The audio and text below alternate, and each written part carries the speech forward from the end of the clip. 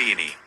Gempa bumi terkini berkekuatan magnitudo 4,2 SR guncang di wilayah Kecamatan Sumur, Banten pada Sabtu tanggal 26 November tahun 2022 malam.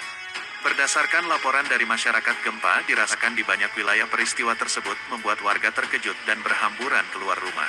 Beberapa warganet pun turut menyuarakan bahwa gempa terasa di beberapa daerah. Lanjut, Kepala BMKG Wilayah 2 Tangerang, Hartanto menjelaskan terkait wilayah Sumur Banten dan sekitarnya diguncang gempa bumi tektonik berkekuatan magnitudo 4,2 pada Sabtu, tanggal 26 November tahun 2022. Beliau mengatakan gempa bumi yang terjadi merupakan jenis gempa bumi dangkal akibat aktivitas sesar lokal di wilayah setempat, kata Hartanto melalui keterangannya. Data Cibaliung, Cikotok, Panimbangan, Sumur, Muara Binuangen, Labuhan dan Bayah, dengan skala rata-rata 3 mm. Namun hingga kini belum diketahui dampak yang ditimbulkannya, apakah menimbulkan kerusakan bangunan atau tidak.